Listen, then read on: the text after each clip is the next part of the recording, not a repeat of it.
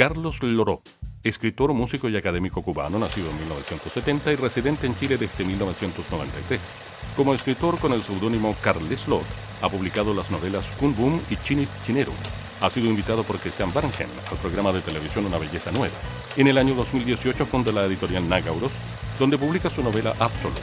Actualmente se desempeña como profesor de guitarra clásica, teoría musical, armonía y lenguaje y construcción de mundo en la Universidad Católica de Temuco. El nombre de su charla: el síntoma de lo fantástico en el cine y la literatura. ¿Cómo están? Bienvenidas, bienvenidos, buenos días. Acá nos encontramos en la segunda jornada de este simposio internacional del Festival de Cine Recobrado de Valparaíso en su versión número 24, que este año está dedicado a Terence Fisher. Hoy vamos a tener dos charlas, la primera de ellas a cargo de Carlos Lloró, de quien ya vimos sus antecedentes en la lámina que revisamos recién, y que va a analizar uno de sus temas más preferidos, lo fantástico. Un autor de novelas laberínticas, y él mismo es un laberinto. Le damos la bienvenida entonces a Carlos Lloró.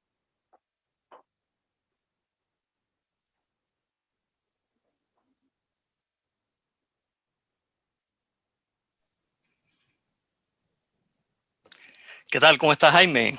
Un gusto estar acá en este festival que realmente ahora sí que es fantástico, ¿no? Porque estas condiciones estamos un poco como encerrados en la Matrix, pero también tiene en parte de lo fantástico, de la esencia de lo fantástico significa conectarse con nuevos ambientes, ¿no? Con nuevas realidades. Así que es un gran placer y agradezco enormemente la invitación y la oportunidad de estar acá. Bueno, Carlos, manos a la obra. Muchísimas gracias, Jaime.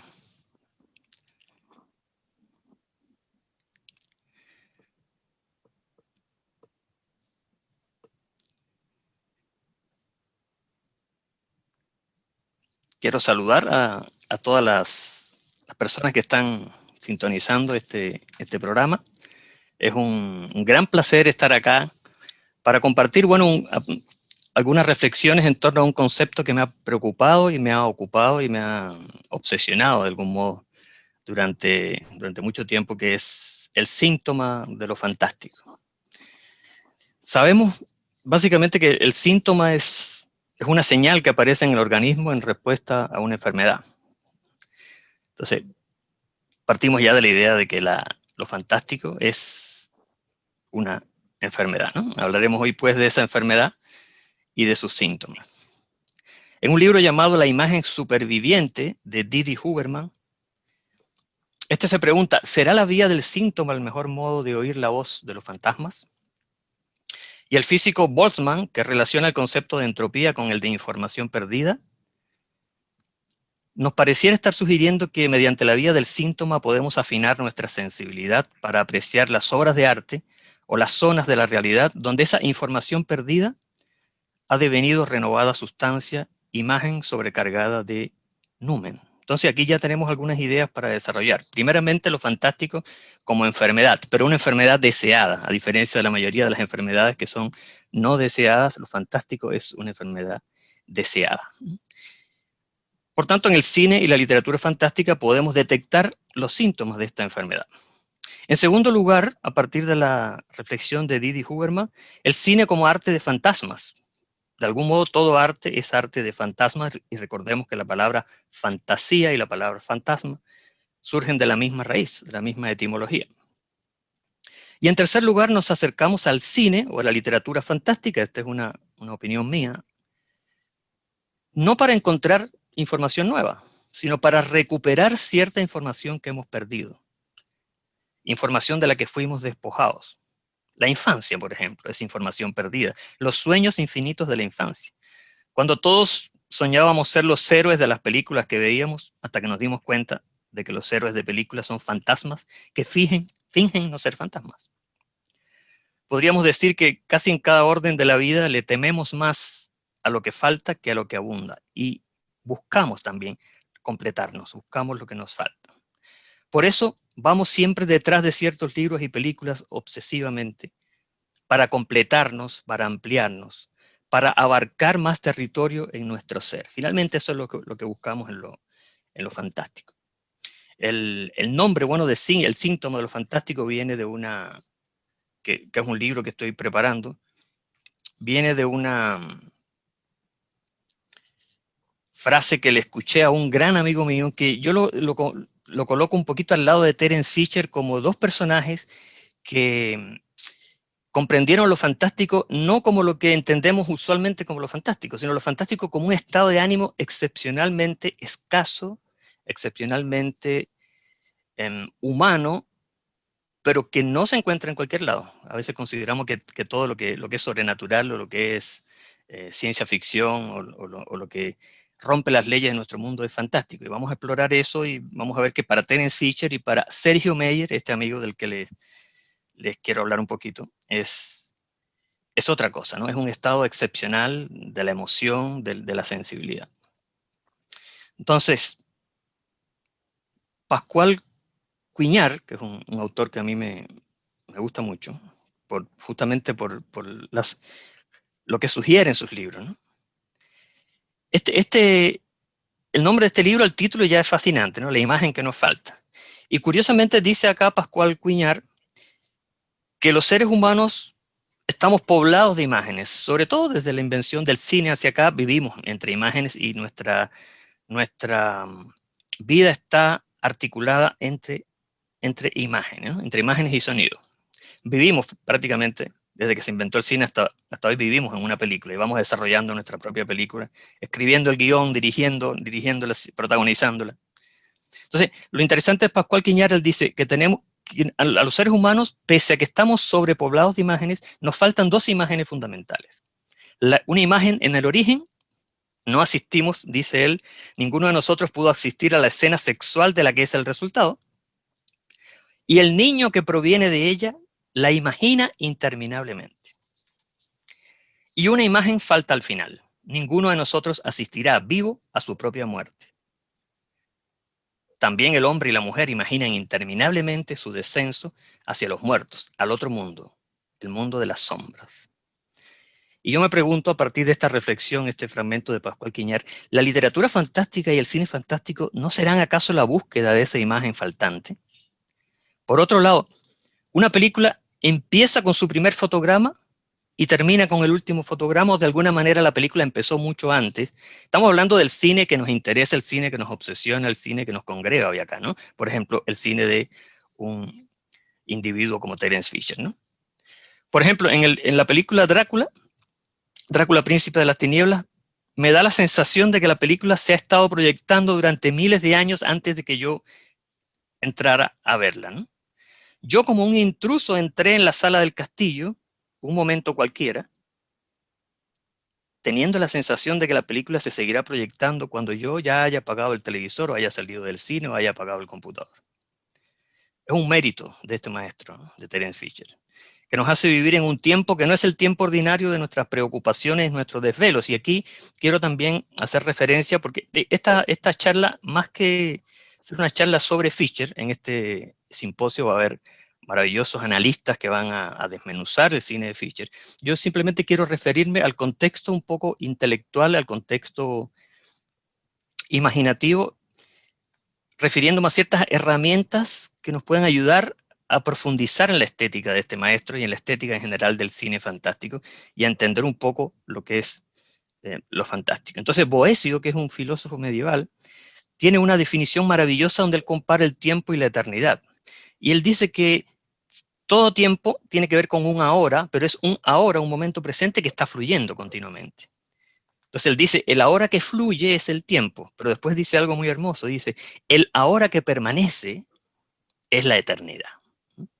Y es en ese ahora que permanece, ese instante de muchas dimensiones, en el que Fisher elabora y despliega sus películas. De alguna manera, al ver algunas películas de Fisher, sobre todo la de su ciclo de Drácula y Frankenstein,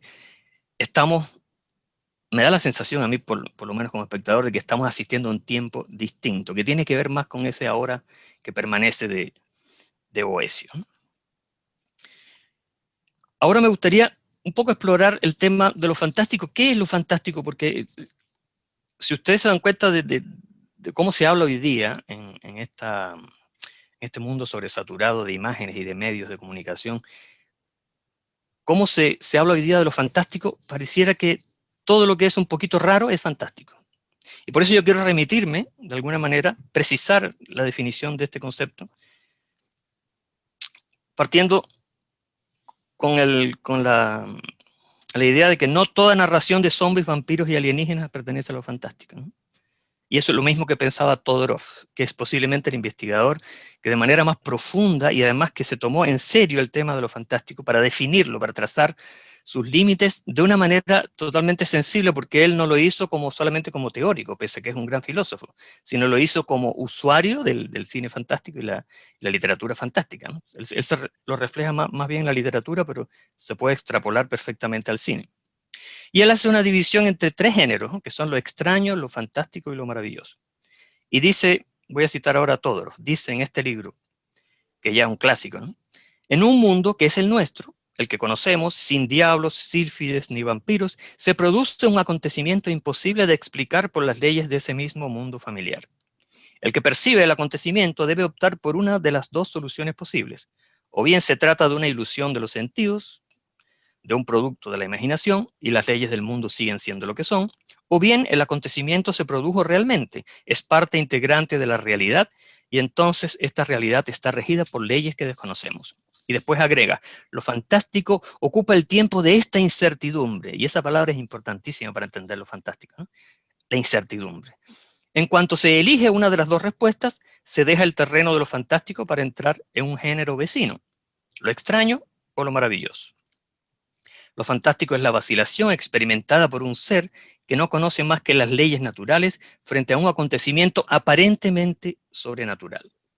Estas son palabras clave que nos entrega Todorov: incertidumbre, vacilación, aparentemente. Lo fantástico tiene pues una vida llena de peligros y puede desvanecerse en cualquier momento. Lo fantástico es evanescente. Más que ser un género autónomo, parece situarse en el límite de 2 géneros: lo fantástico, lo maravilloso, perdón, y lo extraño.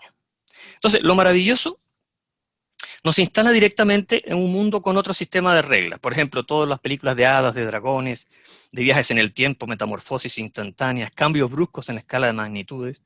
Todo eso pertenece a lo maravilloso, ¿no? Luego viene el género lo que Todorov llama lo extraño. Todas las historias de misterio e intriga que al final aportan una explicación racional pertenecen a lo extraño. Y en tercer lugar está este concepto, lo propiamente fantástico, ¿no? Que se relaciona con ese instante privilegiado donde se nos invita a suspender la incredulidad en un libro, una película, se nos ofrece la posibilidad de habitar otro mundo. Pero que a diferencia del mundo de los relatos maravillosos, que está muy lejos de la experiencia humana, lo fascinante de este mundo de lo fantástico es que está cerquita del nuestro, hay una vecindad, está aquí al lado. A veces abriendo una puerta ya podemos avisorar, podemos entrever, a veces cambiando la iluminación podemos entrever este mundo de lo fantástico, ¿no? Lo fantástico siempre está cerca de lo humano, es muy humano, como si se lo escuchara respirar.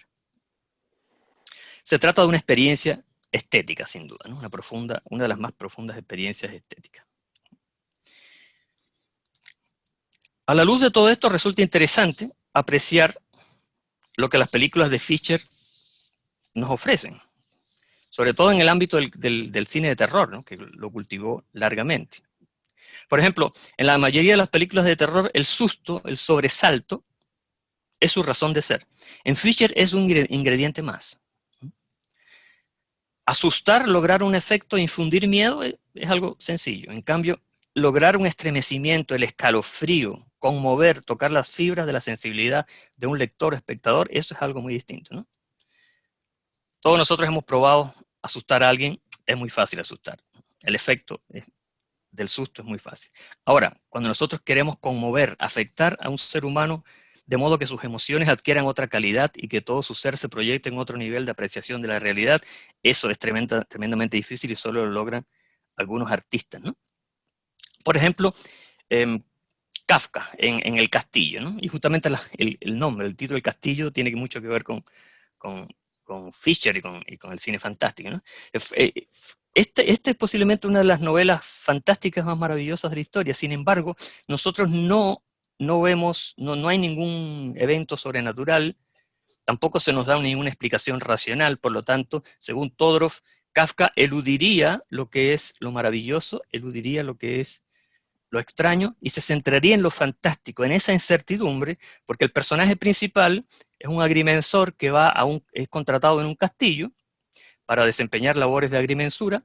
Sin embargo, él nunca logra llegar a este castillo, y solo se mantiene en la parte donde está la aldea, una aldea pequeñita que hay al lado del castillo, donde hay rumores. Él escucha todo el tiempo rumores de este castillo, de cosas extrañas que pasan en este castillo, pero él nunca llega a comprobar, porque de hecho nunca llega a ir al castillo, nunca comprueba si estas habladurías son ciertas. Entonces esta novela nos instala en la mismísima incertidumbre de que habla Todorov. Por eso es que es tan potente el efecto. Cuando nosotros leemos El castillo, parece que estamos entrando en un sueño de Kafka, ¿no?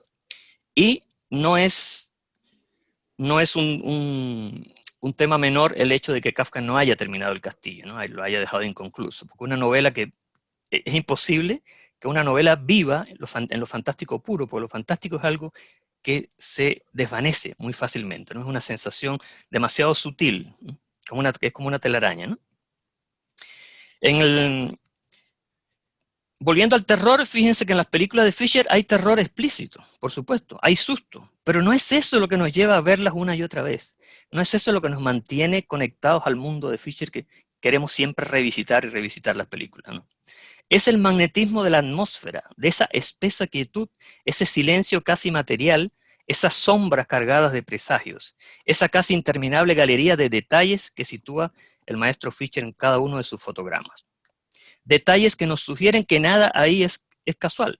Todo se debe a un orden, a una paciencia, al cultivo de una estética, como ocurre, por ejemplo, en una sinfonía de Mahler o en un cuadro, una pintura del Bosco.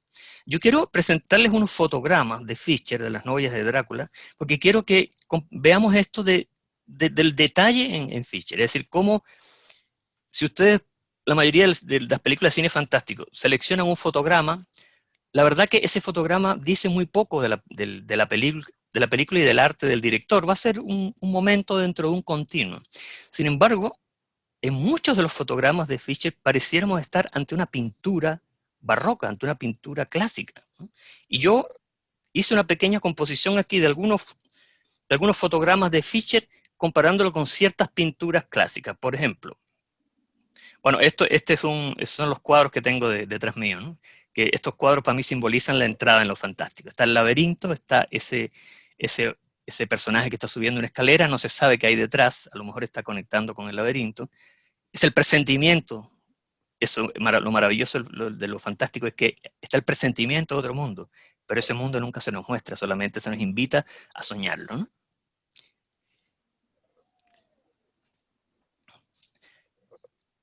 En este fotograma hay básicamente lo maravilloso es que son fotogramas autosuficientes, es decir, por la profundidad de campo, la situación de los personajes. Esto es una sencilla y vulgar captura de pantalla con mi computadora, entonces no tiene muy buena resolución, pero yo creo que se logra captar un poco del detalle, la iluminación, la relación entre los personajes, las tonalidades, cómo la iluminación va graduando los estados de ánimo sin necesidad de ver a los personajes moviéndose. Es decir, solamente con la presentación en el plano de los personajes, los objetos y las luces, el contraste entre luces y sombras, ¿no? La cantidad de detalles que hay acá que presupone estados de ánimo y que yo lo comparo bastante con esta pintura de Van Eyck, ¿no? Fíjense que una pintura es un objeto que está hecho para perdurar en el espacio. La pintura ocupa un lugar en el espacio, entonces su valor es eminentemente espacial. Sin embargo, una película es un fenómeno temporal, que tiene un transcurso.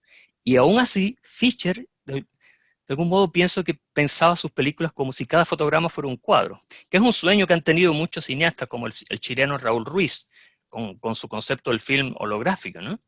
Que en cada fotograma esté contenida la película entera. Yo creo que Fischer fue uno de los que logró ese pequeño milagro cinematográfico, ¿no? Este es uno de mis fotogramas favoritos, que es básicamente como una pintura de Vermeer de Delft, ¿no? Y es simplemente un fotograma, esto es un momento, menos de un segundo de una película, ¿no? Y sin embargo, ahí miren la cantidad de detalles, la disposición, la armonía de los tonos, de los colores, las transiciones entre los objetos, cómo están delineados, cómo se sugiere acá todo el tiempo un estado emocional alejado de nuestro mundo cotidiano, porque es un estado de realidad construido por el cineasta. Es una especie de proyección mental de su sensibilidad, de su estética, ¿no?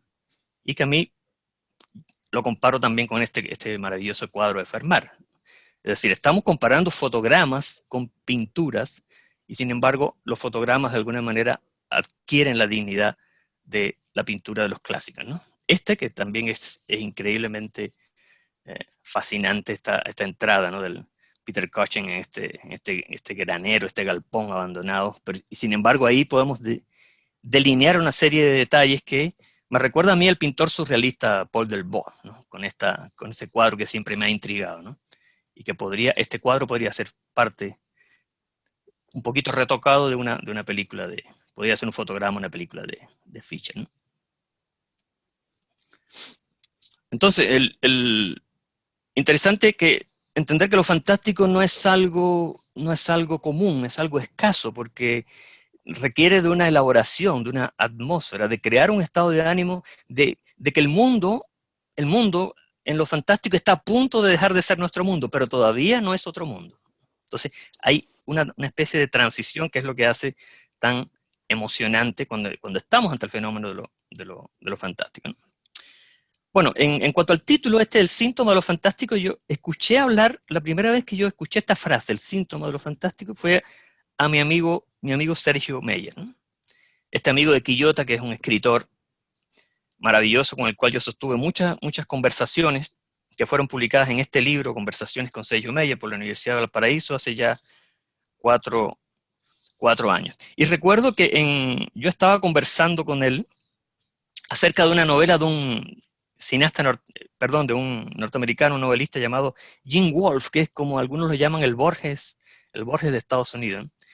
Y Gene Wolfe, yo recuerdo el momento, ¿no? Estábamos en la casa de Meyer en Quillota, una casa totalmente silenciosa, llena de libros y fantasmas, y Meyer después de cierta hora hablaba como susurrando, como si temiera romper ese tejido fantástico que habitaba al lado de él. Para él los libros prácticamente eran seres vivos.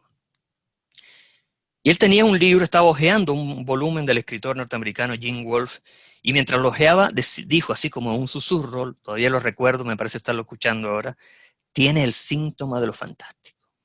Yo me quedé intrigado por eso. ¿Qué es el síntoma de lo fantástico, ¿no? Y después, bueno, empecé a descubrir estas novelas de Gene Wolfe y me di cuenta que sí, que tenían pasajes. De hecho, él me leyó algunos de estos pasajes, ¿no? Y realmente había pasajes tremendamente inquietantes.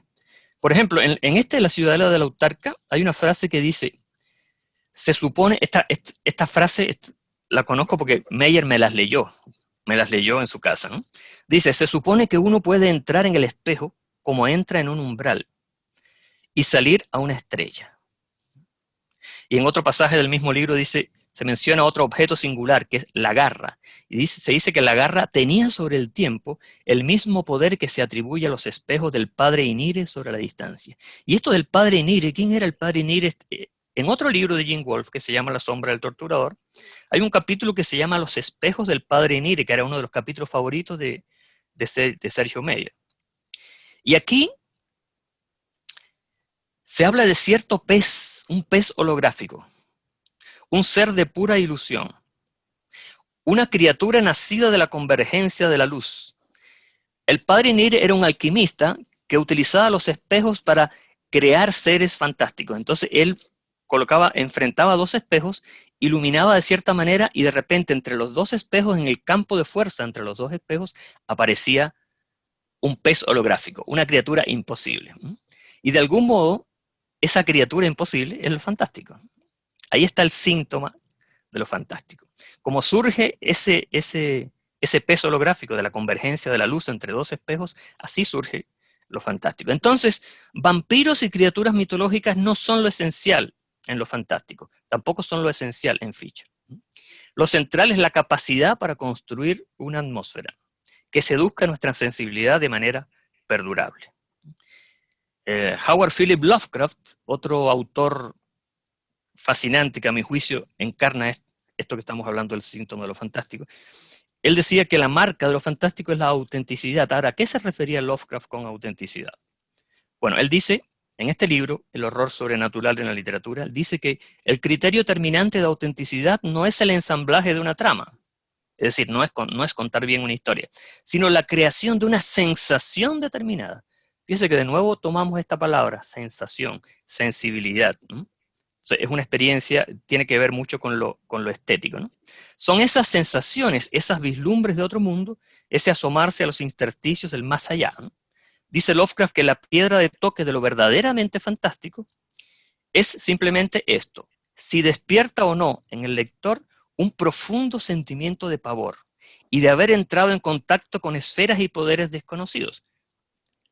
Con poderes y esferas desconocidos. Es decir, no es conocer el más allá, sino es tener el presentimiento del más allá. La emoción estética de estar cerca de un orden distinto al orden en el que vivimos, ¿no? Hay otro autor muy importante también que nos aporta conceptos centrales para entender lo fantástico, que es Rudolf Otto. En sus ensayos sobre lo luminoso, él aquí hace una diferenciación entre tres conceptos básicos que son el numen, el lumen y el omen, ¿no? Y podemos ver esto en las películas de cine llamado fantástico. Por ejemplo, el lumen, de ahí viene luminoso, es toda aquella realidad, toda aquella obra de arte donde todo está claro, se entiende todo perfectamente, no hay mucho que pensar, está todo dado, todo servido para el entendimiento, ¿no? Después viene el omen, de donde viene ominoso. Lo ominoso es algo que ya empieza a causarnos un poco de extrañeza, nos llama la atención, pero todavía es posible expresarlo en imágenes, expresarlo en palabras, ¿no? Pero después viene el concepto fundamental de donde se deriva el título del libro de Otto, que es el numen, de donde viene lo luminoso, ¿no? Y lo luminoso es aquello que simplemente escapa a nuestro entendimiento y que debe ser captado de un modo emocional, prestando plena atención a lo que estamos viendo, ¿no? Por eso es que el verdadero arte siempre invita a ser revisitado. Por eso los libros que encarnan este numen, esta esencia de lo fantástico, los queremos leer todo el tiempo. Las películas que encarnan el numen de lo fantástico, las queremos ver todo el tiempo, porque sí entendemos que hay un mundo inagotable, que queremos volver y queremos habitar ese mundo, ¿no? Entonces son películas y libros que invitan a ser habitados de cierto modo, ¿no? Bueno, hay otro... Yo tengo acá un relojito que me está marcando la hora, bueno, quiero pasarme, entonces estoy calculando bien el tiempo acá para que no se asusten los presentadores, que ya sé que llevo 25 minutos y tengo 40 como máximo, así que no se preocupen, no me voy a pasar. Bueno, este es un libro que estamos preparando. Aquí hay algunos personajes que quizá ustedes conocen ya. Está don Jaime Córdoba, Patricio Alfonso. Es un libro que va a salir dentro de poco. La pintura pertenece a Daniel Bernal, que es un gran artista de acá de Temuco. Y él nos hizo la pintura siguiendo la estética de los antiguos afiches de la Universal, ¿no? Y algunos de la Hammer también. Si ustedes se fijan debajo del afiche, hay dos fotogramas de Fischer, ¿no? Ahí está, donde justamente en el horror de Drácula, ¿no? En la biblioteca. De ahí le da el título al libro. Fíjense que en la novela de Stoker, la novela Drácula de Stoker, se habla continuamente de la biblioteca de Drácula, se citan libros. La mayoría de los libros de Drácula tenían que ver con su preparación para el viaje que haría después a Inglaterra, ¿no? Sin embargo, en la película de Fischer no se nos da ni siquiera un título. Entonces pero se nos presenta de tal manera, con tal cantidad de detalles, esas pocas escenas, esos pocos planos donde aparece la biblioteca, que nos obliga, invita al espectador a soñar los títulos de la biblioteca, ¿no? Entonces, no vemos el título de un solo libro, aspiramos la fragancia del misterio de esa biblioteca, pero no se nos da ninguna pista sobre su contenido. Y en ese no mostrar, en esa estética de la alusión y del ocultamiento, está una de las marcas del arte de Terence Fisher, ¿no? Y es lo que hace que cada vez que yo veo la película, vuelvo a pensar, ¿qué libros? ¿Qué pasa si uno estira la mano y saca un libro? ¿Qué títulos, ¿no?, tendrán esos libros?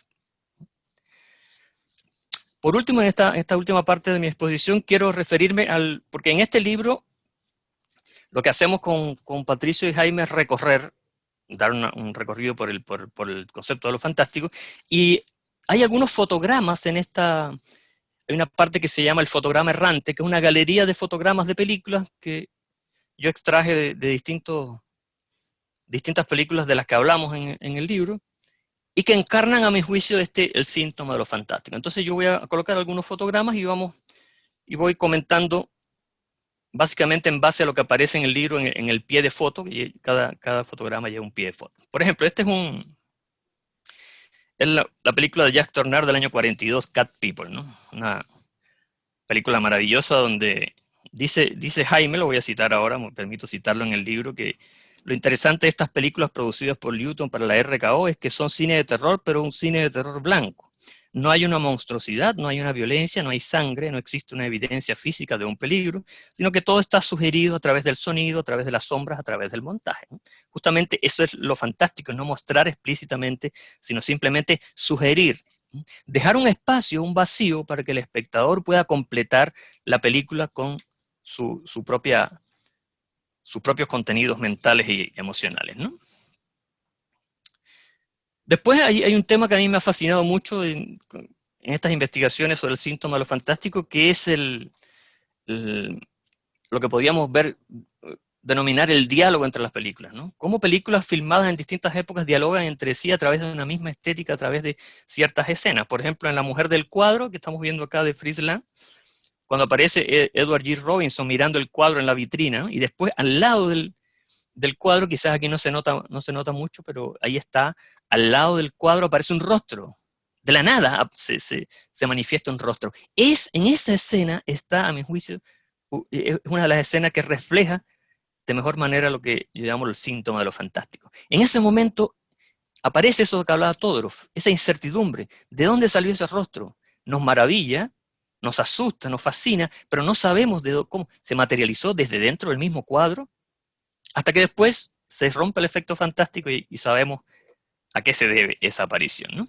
Pero después, cuando vi Vértigo, que a mi juicio Vértigo es una de las películas donde mejor se puede ver también esto del síntoma de lo fantástico. Lo fantástico está presente a lo largo de casi toda la película, a pesar de que al final hay una explicación racional y por lo tanto la película como tal pertenecería, según Todorov, al género de lo extraño. Pero lo fantástico siempre está ligado, de alguna manera, a lo extraño y a lo maravilloso. No es que sobreviva solo como un género en sí, como también dice Todorov. Y siempre me pareció que esta escena y esta anterior de la película de Fritz Lang eran escenas hermanas, que de alguna manera estaban conectadas. En ambas hay dos mujeres. Las dos mujeres, una pertenece de alguna manera al plano de lo real, otra al plano de lo irreal o del otro mundo, y hay una conexión entre ambas mujeres. Y en ambas escenas, además, hay un hombre que está mirando la escena, porque en esta escena de Vértigo está James Stewart agazapado, ¿no? Que él es detective que está siguiéndole los pasos al personaje. Entonces, hay una conexión también. Lo fantástico nos permite buscar cómo las películas se conectan, así como los árboles conectan sus raíces bajo tierra, cómo las películas también se van conectando entre sí. Y es un juego interesante que le gustaba mucho también al cineasta Raúl Ruiz, uno de los que mejor, a mi juicio, ha explorado el concepto de lo fantástico en el cine. Hay varias escenas. Esta es una de mis favoritas porque aquí está Margaret Johnston, que interpreta a la hechicera Flora Carr. Ella pone a prueba aquí el racionalismo del profesor Norman Taylor, construye una casita con cartas, con naipes, y le prende fuego. Y después le pregunta, ¿de verdad cree que su casa puede estar ardiendo? O sea, ella deja, en el otro personaje, lo invita a creer o no creer en una relación directa entre ese acto de quemar los naipes y el acto de incendio de su casa. Como diciendo, si tú crees, tu casa se va a quemar. Si no crees, no se va a quemar, ¿no? Y le deja también al espectador. El espectador entra en el juego del director, ¿no? Es una maravillosa película de Sidney Hayers del 62, ¿no? Night of the Eagle. Aquí también está el síntoma de lo fantástico en este fotograma de la película Dead of Night del año 45. Sir Michael Redgrave, interpretando al ventríloco inglés Maxwell Frere, le tapa la boca a Hugo. Todo el tiempo pensamos que, por ejemplo, en una película normal de ventrílocos y muñecos, lo más probable es que se nos muestre explícitamente que el muñeco tiene vida y que el muñeco es el que domina al titiritero. En este caso, no. Todo el tiempo estamos en la vacilación, en la duda, en la incertidumbre. Es decir, estamos ante lo fantástico. Porque el director demora todo lo más posible la explicación. Y en ese demorar la explicación nos invita a nosotros a participar y a emocionarnos y a entrar también en el juego de preguntarnos qué es lo que está pasando. Entonces nos abre la mente a otros mundos posibles. ¿Muerde el muñeco realmente a su titiritero, a su amo? ¿Cobra vida? No lo sabemos. Y el director no hace nada por explicarlo, solamente mostrarlo e invitarnos a entrar en ese juego.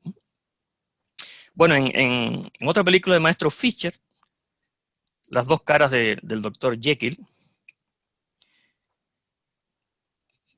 Paul Massey confronta su parte oscura en el espejo, que es un efecto que después tomaría David Lynch, ¿no? En la serie Twin Peaks, cuando aparece el malvado Bob, el espíritu de la logia negra, que se presenta como el ser del espejo, ¿no? Que está, cada vez que la persona que está dominada por este espíritu se mira en el espejo. Es un recurso que además está muy bien tratado en la película, porque no hay una diferencia clara entre el que se mira y el que no, aparte de la barba, ¿no? Entonces hay una cierta ambigüedad también que es propio de lo fantástico, ¿no? Después el tema del doble también ha sido tratado por Fischer como en Stolen Face, ¿no? Lily Conover es una presidiaria con severa desfiguración facial que recibe el rostro de la hermosa pianista Alice Brent, gracias a las expertas manos del cirujano plástico Philip Ritter. Sin embargo, su primera reacción ante el resultado de la intervención quirúrgica no es precisamente de euforia, ¿no? Este enfrentamiento también con la imagen, con el otro yo, con el yo reconstituido, que es muy importante en el cine de Fischer, y en el cine japonés también, como en esta película de Hiroshi Teshigahara, El rostro ajeno, del año 66. Donde está el famoso actor Tatsuya Nakadai, ¿no? Protagonista de tantas grandes películas japonesas como Harakiri, Ran, El infierno del odio. Otra vez Fischer, en el triángulo de cuatro caras, de cuatro lados, donde hay un problema ético increíble en esta película también, porque al fabricar otra Lena, Bill se enamora de la novia de su mejor amigo. Y entonces, como no puede estar con la novia de su mejor amigo, no encuentra otra solución mejor que clonarla. Pero no tomó en cuenta que al clonarla, también clonaría sus recuerdos. Y por lo tanto, la nueva Lena también estaría enamorada de su amigo Robin. En esta escena que estamos viendo aquí, el doctor Harvey, que ha sido cómplice de todo el proceso, observa desconsolado el sufrimiento de Helen, el clon de Lena.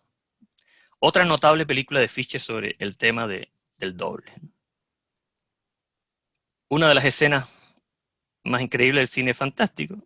Don Jaime Córdoba dice que aquí hay una operación semiológica maravillosa, una frase de antología que comparto plenamente. Peter Cushing convierte dos candelabros en una cruz para vencer al rey de los vampiros en un campo de batalla erizado de simbología zodiacal y masónica. Otro de esos fotogramas que se pueden ser analizados como verdaderas obras de arte desconectados de su contexto, ¿no? Pienso que eso es una de las gracias del cine fantástico, el verdadero cine fantástico, ¿no? Que podemos aislar los fotogramas y estudiarlos en sí como verdaderas obras de arte, verdaderas pinturas renacentistas o pinturas barrocas. Bueno, me van quedando pocos minutos y quiero concluir, bueno, básicamente con... Este es un libro también que recomiendo, Los sueños de los poetas, de Wilhelm Steckel, un libro muy escaso, pero que nos da cuenta bastante de la relación entre la poesía y lo fantástico, ¿no? Este libro, desgraciadamente, yo lo vendí hace poco, en ciertos impulsos que tengo por reducir mi biblioteca, porque estoy prácticamente, aquí no se nota porque hice un pequeño arreglo, pero habitualmente detrás mío hay centenares de libros que ahora los pasé para otro lado para quedar bien, ¿no? Y que todo pareciera más ordenado. Este libro lo vendí y ahora lo traté de conseguir incluso en PDF y no aparece por ningún lado, así que ahora estoy tratando de recuperarlo, ¿ya? Tiene que ver con eso que hablamos de información perdida al principio. A veces perdemos cosas y necesitamos recuperarlas. En mi caso, este libro, ¿no? Y bueno, y este otro libro donde también hay imágenes poderosas acerca de lo que es lo fantástico, de Grant Morrison. Aquí se insinúa que la ciudad de Londres en realidad no es una, sino dos ciudades. La primera es la ciudad visible, la de los mapas y las guías turísticas, y la otra se halla escondida bajo la piel de esta, ¿no? Y vendría a ser su gemelo oscuro. Hay una sustancia mágica, el moho azul, que crece en los sótanos de ciertos edificios abandonados. Y el que toma contacto o aspira esta sustancia, dice que trae visiones y abre puertas a otros Londres. Leemos allí también acerca de un concepto que es la dérive, del que hablaban los situacionistas de París y que equivale a vagar sin rumbo por la ciudad, haciéndola nueva y extraña. En una situación tal, si el paseante quiere regresar a la normalidad cotidiana, encuentra que ya no es posible. Pues hemos deshecho la costura del mundo, se dice en el cómic de Grant Morrison. Justamente esa es la magia de artistas como Terence Fisher. Deshacer la costura del mundo para que no podamos volver a la vieja normalidad. Pues una vez atacados por el precioso síntoma, no tardamos en entender que lo fantástico es una enfermedad incurable.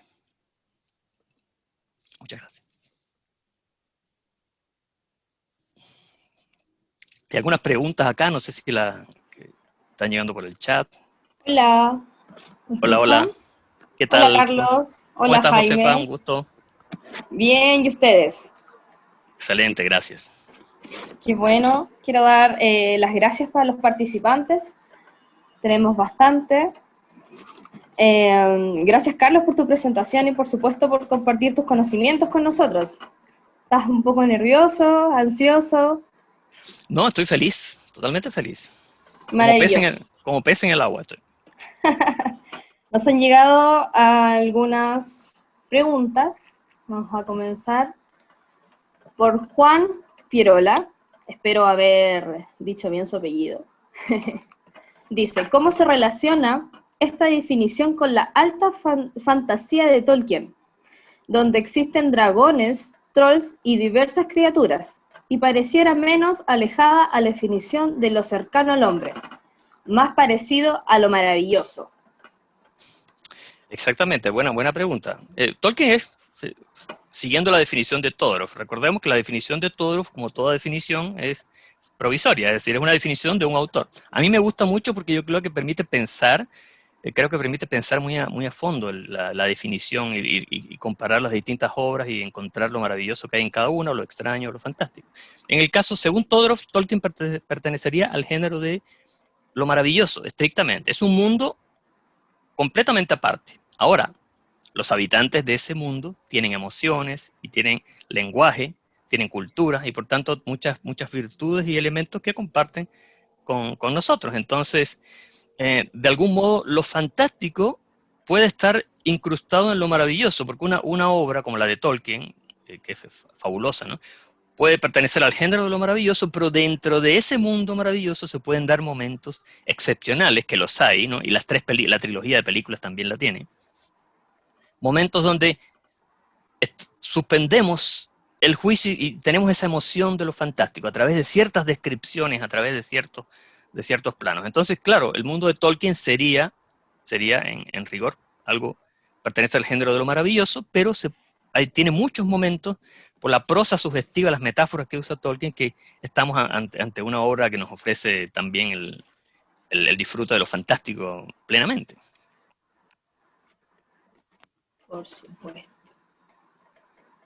Vamos con la siguiente pregunta de Magno Tiros. Jaime decía que Fisher elaboraba su cine desde el inconsciente. Síntoma es una palabra ligada a la psicología profunda. Freud, Jung, ¿tú ves allí alguna relación con tus propias tesis? Bueno, básicamente en Freud y Jung, claro, el síntoma es una palabra que se usa así en la psicología. Ahora, básicamente nosotros lo usamos como un concepto teórico para acercarnos a lo fantástico. En el fondo, Carl Gustav Jung, fíjense que Carl Gustav Jung fue uno de los que exploró más el término de lo luminoso, que viene de Rudolf Otto, pero que Jung lo desarrolló a fondo. Y hay una frase de Jung que a mí me encanta cuando él dice: sin un presentimiento de otro mundo, la vida es incompleta. Entonces, él dice, todos nosotros necesitamos tener el presentimiento de que hay algo incognoscible, algo que está más allá de nuestra esfera cotidiana, y en ese impulso por alcanzar esa esfera, nuestra vida se enriquece. Entonces, y si no tenemos ese impulso, la burocracia sería lo contrario de lo fantástico, ¿cierto? Es un mundo donde lo que ya tenemos se nos va limitando, se nos va haciendo un mecanismo rutinario hasta que ya perdemos toda capacidad de asombro. Entonces, cuando Jung utiliza el término de lo luminoso, está justamente hablando de que lo fantástico nos permite el acceso a otro, enriquecer nuestro ser, ¿no? Y cuando uno se enriquece, entonces se realiza como ser humano.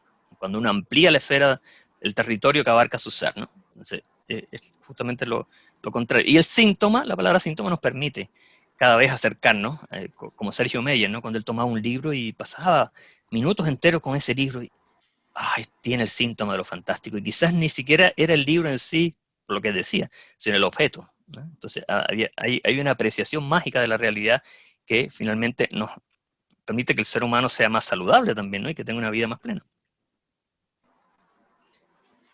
Perfecto. Por acá tenemos algunos saludos de Juanito. Gracias, Carlos, qué grande. De Grone, maravilloso, pero muy corto. Ya vamos a programar para una próxima vez entonces. Encantado. Sí, podemos estar hablando de lo fantástico. De hecho, hice unos ensayos estos días y el primer ensayo duró como 2 horas, después lo reduje a 1 hora y después ya el tercero era para tener presente el tiempo, que es importante respetar los plazos para ser serios con este festival tan importante, ¿no? Y agradecidos por eso, todos nosotros. Una siguiente pregunta. Miguel Bartolomé. Hola. ¿De quién es el cuadro del laberinto que mostró al principio? ¿Y el cuadro de la puerta es del mismo pintor? Muchas gracias por la pregunta. El cuadro, no sé si se ve ahí, el cuadro del laberinto es de Lucía Larenas Mann, que es una enorme artista de Valparaíso, una artista, está viviendo en Viña del Mar ahora. Lucía Larenas es una de mis pintoras favoritas. Hicimos un canje, yo le regalé una edición manufacturada de un libro mío, y ella me envió este cuadro. Hicimos un cambio, un libro por un cuadro. Entonces este cuadro siempre lo tengo presente porque para mí significa mucho de lo que es el acceso a lo fantástico, ¿no?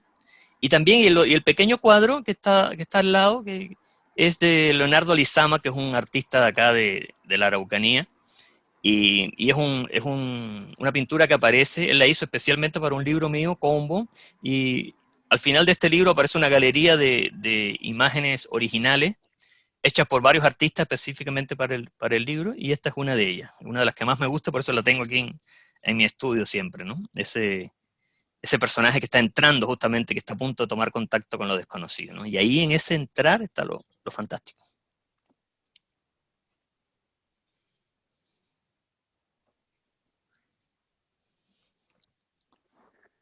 ¿Hay más preguntas, Josefa? Aquí en el chat había algunas.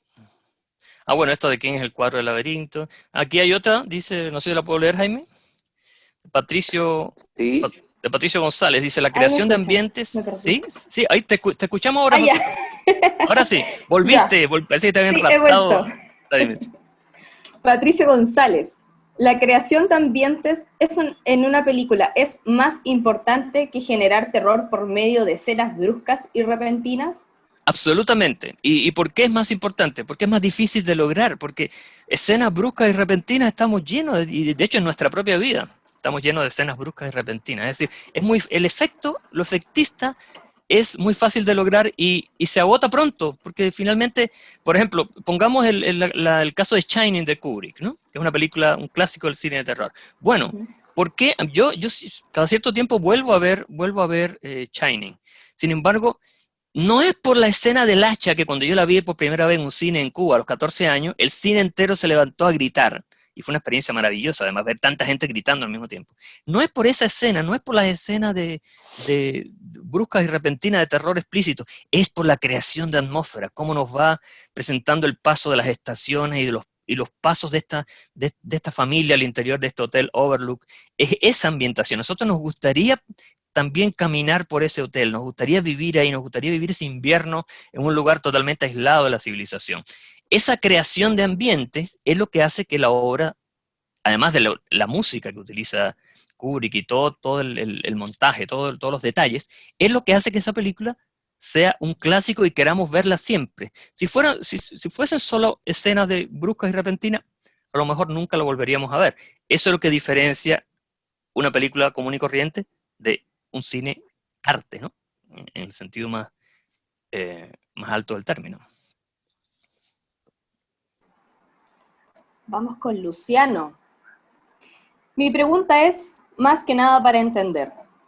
¿Se podría decir que al haber un quiebre con la realidad, esta fantasía, desde lo que se habla, es que se genera el horror en el consumidor de la obra? Bueno,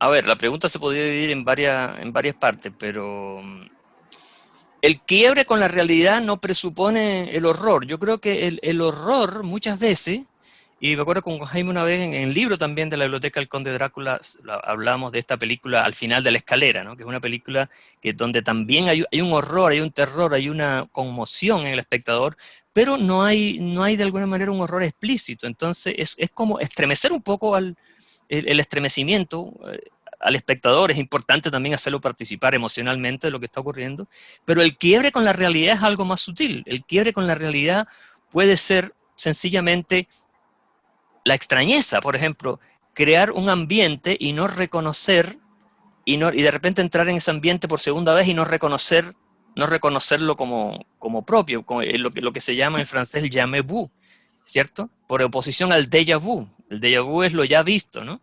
Algo que ya vimos o sea, algo nuevo que de repente nos parece conocido, el déjà vu.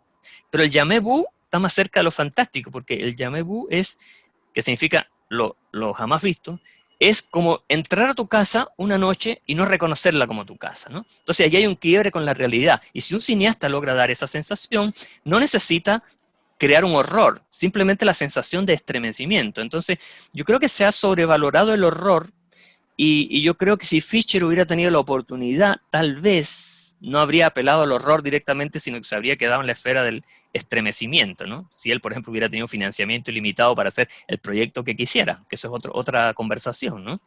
Que se puede dar también. Tenemos una preguntita de Miguel Lagos Vargas.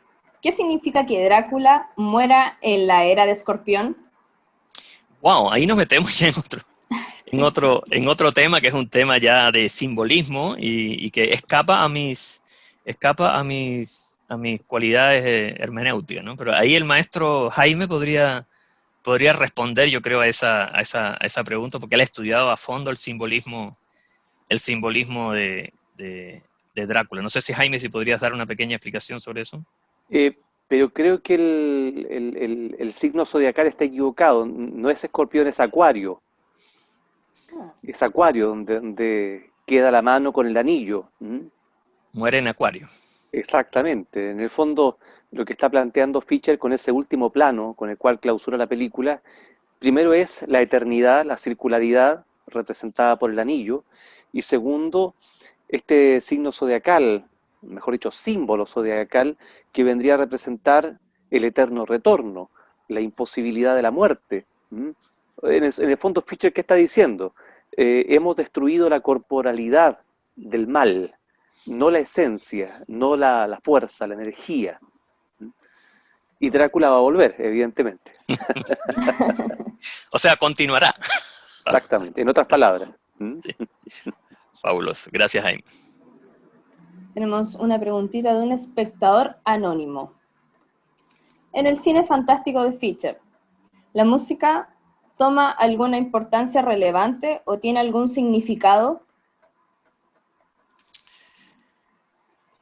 La música. Sí. Yo creo que lo hemos hablado con Jaime también, la música es un elemento que no es para nada casual en el cine de Fisher, ¿no? En general, en el cine de terror, la música se usa como un elemento decorativo, ¿no? Pero en el cine de Fisher justamente no. Por ejemplo, en La Gorgona hay escenas donde la música está llenando los vacíos visuales de la obra. Es decir, hay imágenes en las que no está pasando nada, pero ya la música nos está llevando hacia una especie de premonición, nos está invitando a anticipar lo que va a ocurrir. Entonces, eso es característico de la Hammer también. O sea, la Hammer tenía un trabajo musical excepcional en muchas de sus películas, incluso en películas que no son tan de primer orden. Pero en las de Fisher, definitivamente, la partitura está no como acompañamiento de la imagen, sino que está en un nivel narrativo, está creando su propio nivel narrativo. De hecho, yo creo que si nosotros nos diéramos el ejercicio de escuchar una película de Fisher, interesante, no verla, escucharla nada más, colocar el audio de la película completa, quitar la imagen y dejar el audio, yo creo que estaríamos en condiciones de anticipar o de crear un relato o de escribir o de entender la narrativa solamente a través de lo que está sonando, de los sonidos, ¿no? Entonces, lo que diferencia a un gran artista de otro que es un poquito más apresurado, ¿no? Que cada elemento está calculado al detalle, ¿no? Para generar un efecto expresivo. Y en eso Fisher, obviamente, como muchas otras cosas, era un maestro. Paula Job nos pregunta, tomando como ejemplo el castillo de Kafka, ¿considera más difícil o limitado generar la atmósfera de lo fantástico a través de la escritura en relación a lo audiovisual? Muy interesante la pregunta. Me parece que el lograrlo en cualquier formato requiere de un nivel de compromiso y un nivel de autenticidad y un nivel de honestidad tremendo. Entonces, me parece que son distintas herramientas nada más, ¿no? En lo audiovisual hay herramientas específicas, en lo literario herramientas específicas. Ahora, ¿cuál es la diferencia en cuanto al público? Que los cineastas sufren más porque los cineastas están más expuestos a que los productores les corten sus películas, supriman escenas, los obliguen a cambiar el guión. Entonces, en ese sentido, el escritor quizás tiene mayor libertad. Sobre todo un escritor como Kafka, que no vivía de la escritura. Él era un oficinista, trabajaba en un bufete de abogados, y él hacía su trabajo y de eso vivía y escribía en sus ratos libres.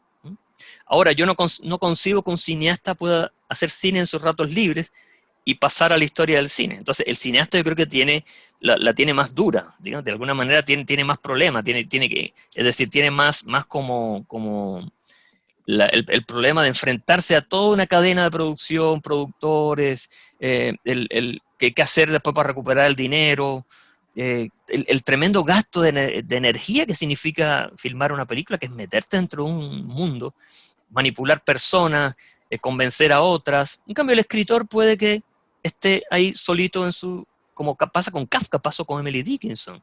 Emily Dickinson, una de las grandes voces de la poesía norteamericana, nunca publicó nada en vida, puede hacer su obra y la obra se puede ver después. Entonces yo creo que el cineasta tiene más la urgencia, ¿no?